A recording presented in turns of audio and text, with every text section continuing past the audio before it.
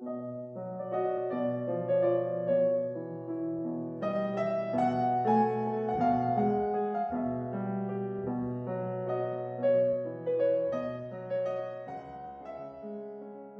to Series 2 of our podcast, Simply Holistic Living. We've 6 episodes again in this series, and the theme of the work and the conversations in this series is about connection. Connecting with our food, going back to the natural sources of food, connecting with nature, navigating our mental health, tuning into our bodies. And finally, we've a beautiful meditation to get us into that calm space. And that's in episode 6. We finish up with a lovely meditation.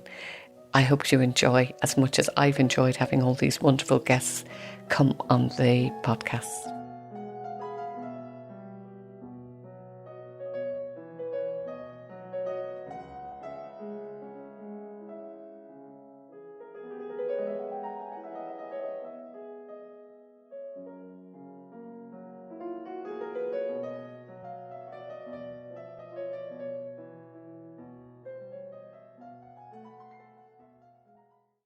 Okay. And this goes around on the body in a circular motion. So it's, and you can rub quite hard To get rid of all the... Gets rid of all the loose muck.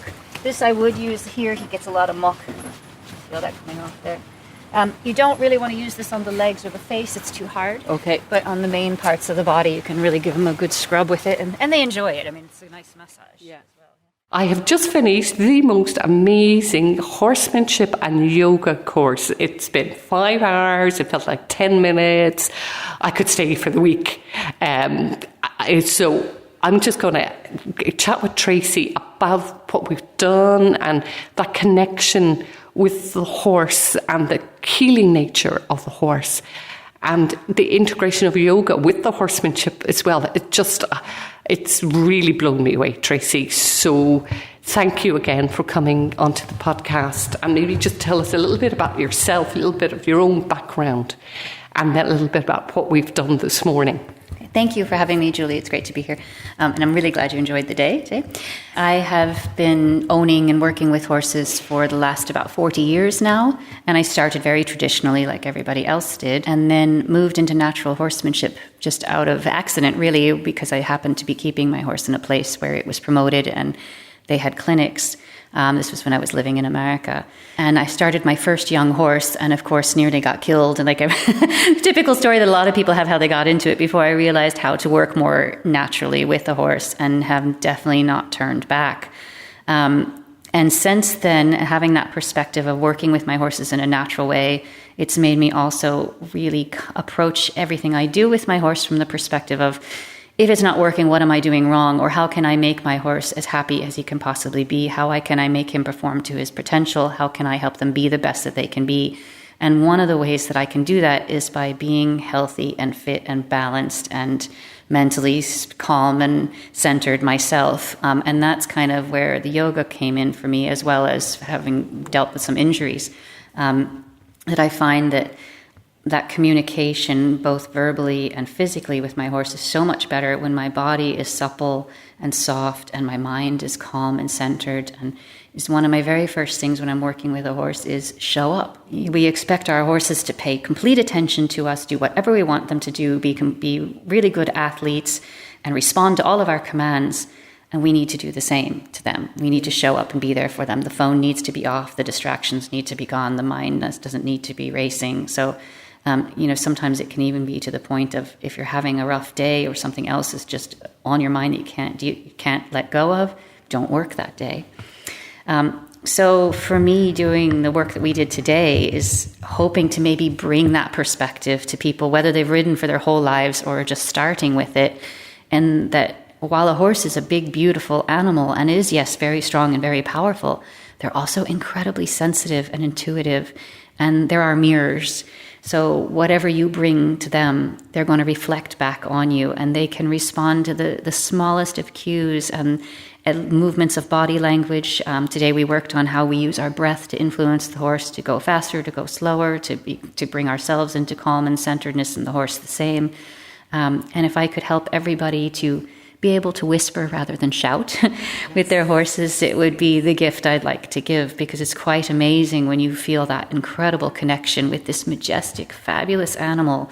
It's a natural high. It's fantastic. Yes, I mean, I know I was blown away this morning by the breath work on the horse. I've come to riding a horse at a later age in life and, just had a few horse riding lessons. But coming this morning, the couple of things that blew me away was that breath work and that connection. And as soon as I did that breath work, I could feel the horse slow down. I could feel the horse speed up with the different breaths that you taught us. And the grooming as well. I was like, okay, great, we're going to do grooming for half an hour or whatever. But that connection again, just did something. It was magical. You're nodding your head going, yeah you can get it. Yeah, there's a reason that horses are used in therapeutic settings quite a lot, and for all sorts of issues, including mental disabilities, also autism. Autistic people find just being able to be around a horse or connect. We have groups that come out here all the time that their autistic kids are just all they want to do is brush, and it's again that connection with that animal that is so huge for them. But whether it's for that or not, I find for myself it's extremely therapeutic just to be around them, because again, they're that mirror. They're honest. They're 100% showing up, and what you see is what you get. You have none of these. There's no games being played. There's nothing hidden, and they accept you how you are. And I think one of the things that always amazes me working with horses, and particularly in a setting like this where I'm working with the school horses, I could work with a horse that has been given the wrong commands or had somebody really heavy and uncomfortable on its back for the last time, and within 5 minutes that horse has decided that it can trust me and it will do what I ask. It doesn't carry any grudges. There's nothing to hold it back from cooperating and working in harmony, no matter what its past experience is. Now, obviously, horses can experience trauma from abuse, but in general, they can overcome anything and be there to be with us. And it's just such an amazing thing, because sometimes I think, wow, if we could do that in our lives, if we could just move past everything that's ever happened to us and stop carrying it around and holding grudges and letting it affect who we are and how we move through the world with everyone we meet, wouldn't it be a wonderful thing? It would be so amazing. I think that's what I have learned this morning is, it's not for me just about becoming a good rider any longer. It's everything you're saying. Mm-hmm. So, the podcast, Simply Holistic Living, that's what this podcast is about. It's exploring that, dropping all the baggage, learning from the horse, being connected, being present. So I think what you've done this morning has so much more of an impact than just becoming more skillful as a rider. Thank you, yeah. What I would love to see is that everybody who rides, again, whether they're just starting or have done it a long time, tries to come back to those roots and look at what they're doing with their body. What is their body language? What are they doing with their breath? Do they need to quiet their mind? How can they help their horse perform better? And really approach it from a place of wanting to get the best out of both of them. It's a partnership. Me and the horse, we are a partnership, and I want the best out of both of us. So on my side, I have to show up, be present, mentally centered, balanced, have done my work physically to be strong enough, and then I can meet the horse in the middle there and expect the same from them. And having that mindset of, I want to have that harmony, I want to have that partnership, I want it to be easy, I want people to look at me on my horse and say, wow, they look amazing together, look at how relaxed, how calm, how beautiful that is. There's no whips, there's no spurs, there's no chains, there's none of this stuff, and they're just floating around together. And that, for me, is the huge buzz, and I do think everyone can achieve that if they just learn those basics and learn to think in a different way when they approach the horse. Even like today we talked about our masculine and feminine energy. Yes. Even looking at that, what energy are you in when you approach, and how can you balance that before you get on your horse? Yeah. I mean, talk to me more about that, the masculine and feminine energy, because that really, when you talked about that, I was like, oh, how does this work out? What's this about? What's kind of, Yeah. Like one of the things I mentioned earlier, I know in my past I had like a 9-to-5 job as a teacher, and then I would run out to the stables really quickly to try to get some riding in the evening. And a lot of times my sessions weren't really good. And when I look back, I think, Well, that's because I was coming from this environment where I was the teacher, I was the boss, I was talking all day long, I was way out of my feminine, and I was in this role where I had to be logical and rational and, thoughtful and very disciplined, and then trying to come straight onto my horse from that place. And typically those traits would be associated with the masculine side. They're not negative. It's just that's the rational mind. We need those skills as well. But with our horse, to connect, we need to get more into the feminine side with the horse, where we're a little bit more in tune with our spiritual side, our emotions, our calmer, more creative and imaginative side, to be able to flow with the horse, because the horse doesn't have either of those things. He just is. So being able to realize, where we're coming from, it cycles, particularly for women, because of our menstrual cycles. We cycle through those energies differently and at different times throughout the day. But again, coming straight from a 9-to-5 job and jumping on your horse, you're going to find yourself struggling to make that connection as well as you would if you took some time in between to maybe go for a walk in the woods, or, pet your dog for a while even, or read a book or draw a picture, do something that you enjoy that brings you a little bit out of that right-brained rigidness and more into that creative side, that you can therefore open those connections. Yeah, with Jennifer, the way she's doing that. Bring him home. Yeah, but he knows that. He knows that you're feeling very comfortable with him, and so he can be therefore comfortable with you. So spending that time grooming allows the horse to start to make that little bit of connection with you, rather than you just hop on their back. Yeah. Who are you? Yeah. Who are Rider you? number Yeah. 367 this week, right? Yeah. So they say, oh, okay, this is a nice person. She's gentle. She knows what she's doing. She's not afraid. So they'll pick up on any tension that you carry in the body. Yeah, but you don't jump. You're fine, Trish. Yeah, you're fine. You don't jump away or anything. But and he's a good one for somebody who's nervous, because he won't react. Yeah. And then it also, like I said at the beginning, it's a chance for me to also check my horse's body over and make sure there's no lumps, there's no bumps, because you might not know. You might get on them, and then all of a sudden they're limping, and you're like, what's wrong? And you maybe missed a swelling in a leg or something. Or they're acting up for some reason because there's something wrong, and you're okay. Yeah, absolutely. All right. Yeah. And again, a lot of them enjoy it.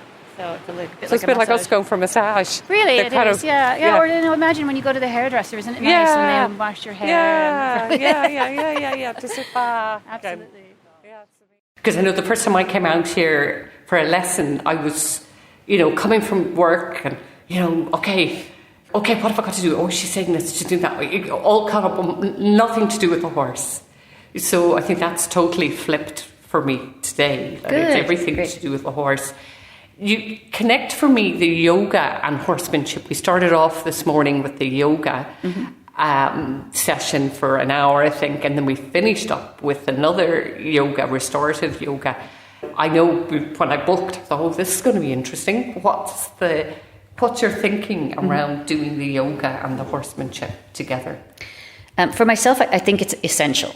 While I was saying what we need to be able to get the most out of our horse, one of the things, many things in that list, is to be strong and to be balanced. And we get that from yoga. You can get that from other forms of exercise for sure. So keeping yourself fit is part of it. But yoga is more than fitness. Yoga is also creating mental balance and flexibility. So a lot of people find that yoga is great for injuries. So today we had a woman on the course who said that she had never been able to ride for that long before without any pain in her hip. And she was kind of associating that with the yoga we had done before going out. So when we're on the horse, the body needs to be really supple and be able to respond to the horse's movements and to feel what's going on underneath. And if we're tight in our joints and our ligaments, or if we can barely climb over because our hamstrings are so tight, or if you have an office job and you've got slump and your shoulders are forward and you haven't done anything to open the heart and bring those shoulder blades back, you're not going to be able to sit correctly, and therefore you're not going to be able to feel or influence the horse in the best way to get the most out of it for both of you. You're also going to be more likely to injure yourself and to possibly fall because you're out of balance and not be able to use your body properly. So I think that part is really important for me. So in the morning yoga, we did a little bit more of an active physical yoga class to get ourselves open in our joints and our ligaments and stretched and everything out, that we could be comfortable on the horse and feel things underneath us. The afternoon session, we finished off with a restorative, because we'd spent so much time at that stage in our bodies and working on that body awareness and feeling the horse's movements underneath us, working with the breath and how that influenced them, it really allowed us to just process all of that and to take it into a place of calm and peace and to really just restore our body. Because believe it or not, you guys took in a lot today. You actually sat on a horse for a long time bareback, but it didn't bother you or feel that way because of the work we had done. Yeah. So yeah, just to really kind of allow that energy to just come to a place of stability, I guess. Some horses really love to be rubbed around the base of their ears as well. Some of them will really enjoy this, and you'll be able to feel their ear will get really loose. You like that? And even here above the eye. Oh, you like that, huh? He probably would like, I don't know if he was rubbing on the stable door. I'll bet if you did this with him. In here? Yeah, like my filly really likes this when I kind of scratch her like a dog. Oh yeah, he looks like yeah. The expression. He's like, oh yeah, really good. Yeah. I actually forgot to say for people who are listening to this that it was bareback. Yeah, that was amazing. Was amazing. Yeah. I mean, why? So I'm going to be, for people who are listening who know nothing about horses, just the way I was, and I know a little bit more now. But why do you do that bareback? Okay. Because you can feel everything underneath you. Then you are really then one with the horse. So a saddle in itself is not a natural thing for a horse to wear, and then you add in the fact that the saddle is cinched up around the belly with a really tight strap. So, imagine I've put something rigid on your back and then pulled a belt around it to the front and tightened it as much as possible so it's not going to slide, and then expect you to go and do something that requires you to be supple and soft. While horses will do it, the best way that they can move is freely. And I want everyone in the workshop to really be able to feel the horse's movements. Understanding how your body then has to move to feel the horse. So we talked a lot about our hips being able to move in motion with the horse. And as you start to learn to go faster, each gait is different, which therefore means that your hips have to move in a different way depending on which gait the horse is in. So like, for example, in canter, they move in kind of a mixing bowl pattern. And you won't be able to feel that as well through a saddle. And the horse won't be able to be as free with his own movements with that saddle on as well. I think it's also it's more natural. Yeah. So, staying with that whole idea of coming from a place of nature and connection with the bare minimum here in basics and just connecting with that animal. We're only dealing with the animal then and what you feel through that animal. Yeah, I know that was amazing, that connection that I felt bareback. I looked at the horse and thought, oh my God, how am I going to get up on that horse bareback? I've had 6 lessons on a saddle. I was so nervous. But the minute I got up, it was like, wow. Good. This is that connection that you're talking about, feeling the horse, the total different experience. Mm-hmm. I think I could have just sat up there for hours. Great. Yeah. It's been an amazing morning here, and I'd certainly encourage any listeners who are thinking about, there's not many courses, that's the thing, thinking about doing something like this, horsemanship and yoga. You don't need to be, I'm not a horse person background, but I've got so much more out of it personally, just on a personal development and connection, and the podcast being all about that holistic living. Just to finish up, what kind of key things would you say for that, feeding into our podcast, Simply Holistic Living? What can we learn from the horse to live a more holistic lifestyle? The horse is your mirror, so it really strips everything down. And when you approach your horse and you've got all your baggage and whatever issues you're bringing in, or you're trying to text on your phone or answer the phone or have a conversation beside you, and then all of a sudden you aren't getting what you want from the horse is just telling you something. It's really about taking a step back and learning to listen, because you can't argue with the horse. What's there is there. So you've just had to strip everything down and say, okay, this horse is my mirror, what is he showing me? And there are a lot of countries in the world that are actually doing courses with companies, and particularly with leadership courses with CEOs and things like that, for that very reason, because the horse will show you your leadership style. And when we think about what we look for in a leader, it's quite similar to what the horse needs. And they have it naturally within their herd. And then we come in and try to take a place in that hierarchy, but sometimes without doing it correctly. And we can't argue with what's being presented before us. When the horse isn't giving us what we want, if we're not getting that cooperation, when it's feeling tense or when it's not feeling fluid, there's something that isn't working that we can fix. And so being able to look at ourselves and say, okay, this isn't quite working the way I thought it was going to. What do I need to do differently? What do I need to change? And change is really, really hard, I think, but usually it's something that's in our personal life as well that maybe we need to look at if the horse is showing it to us. Yeah, well, what a wonderful summary, if you can summarise all we can learn from the horse, because I know that's what I've come away with this morning is, what do I need to change? Yeah, good. I'm really connecting in with that. And that's the excitement, Tracie, of being here this morning and having you on our podcast. Thank you. If people are listening to this and thinking, oh, I'd love to do something like that, how can they contact you? That's a good question. They can contact me through Loughrea Centre. So I'm here at loughreacentre.com.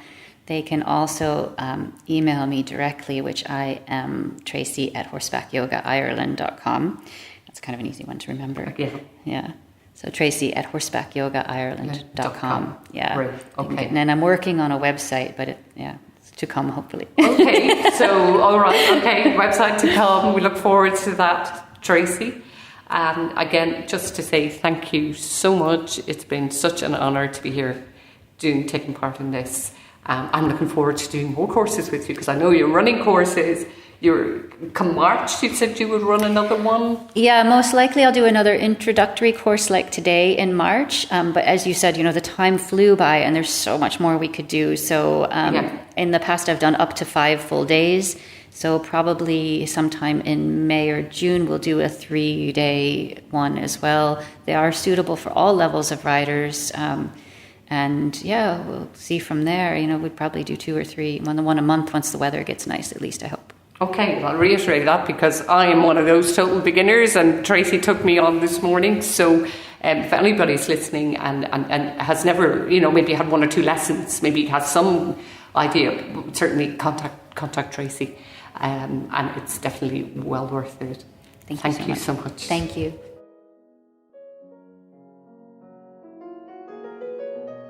So I really enjoyed my chat with Tracie today. It was so great to have her on the podcast.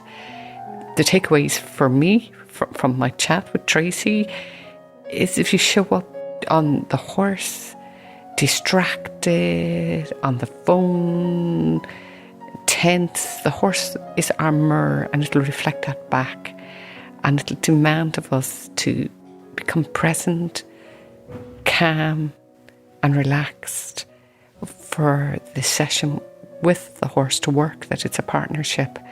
So the horse demands that we put away our mobile phones and all the distractions that we came with of our days or whatever's going on. And I think this is really an example of what happens in nature when we get out in nature, whether it's on a horse or just walking in nature. If we put away our phones and technology and get out there in nature, for me, it's the best therapy that you can have. It really just helps me to ground myself, to become calm, to become more relaxed. So I certainly encourage anybody listening to this just to get out in nature. It doesn't have to be on a horse, but to get out in nature. But if you do want to contact Tracie and do that horsemanship and yoga program that I did, Tracie can be contacted at the Loughrea Centre outside Loughrea in County Galway. It's www.loughreacentre.com, or her direct email is tracie@horsebackyoga.ireland.com. Tracie is how you spell Tracie's name, and I'm sure she'd love to hear from you. I know I'm certainly going to do more programs with her. Okay, we'll talk to you soon.